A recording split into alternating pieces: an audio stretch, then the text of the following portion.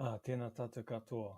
This is the first of a series of short videos we will be using over the course of developing our proposal.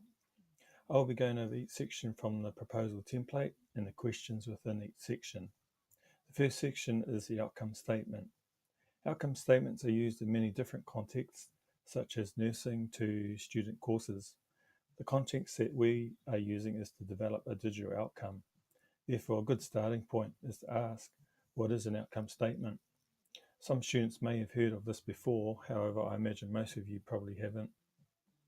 An outcome statement identifies some specific issue or problem that you are aiming to solve.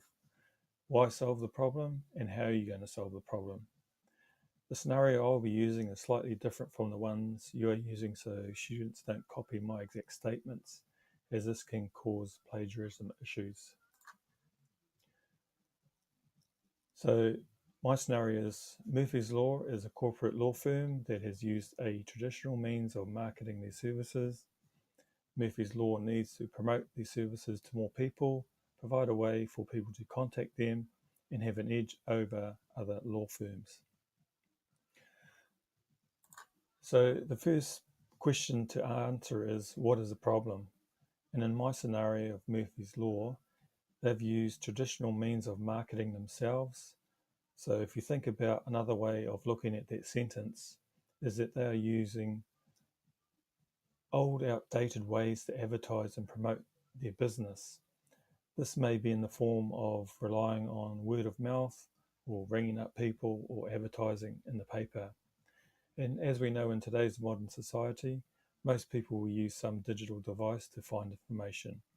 So the problem is that Murphy's Law does not have a way to promote their business to people using digital devices. And how can I solve that? By creating a website. The next question is, what is the purpose of the website, or on the template, the digital outcome?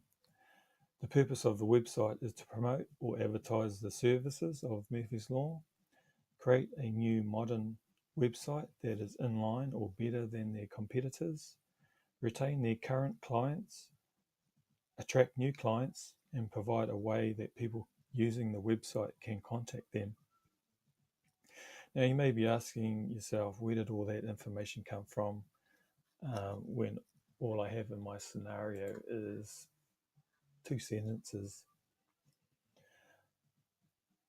So if we think about the purpose of a website that is trying to sell something, whether it is a product or a service, its main purpose is to attract new customers and retain the ones that they already have. And examples of this is McDonald's or Bunnings. And from my scenario, it states that they want people to contact them, so a website provides this. And Murphy's Law also want an edge over their competitors. So the next question is, what is the scope, or what exactly will I do? And the purpose of this is to clearly communicate with everyone involved in the project what exactly I will be doing or providing. And the scope in my proposal so far is that I will create a new website, and I have stated or started with 8 new web pages. And the final question is, where will this digital outcome be used? As it's a website, it will be accessed via the internet. So from your scenario, you will have to expand on the information you are working with, and I have provided some examples on how you can do this.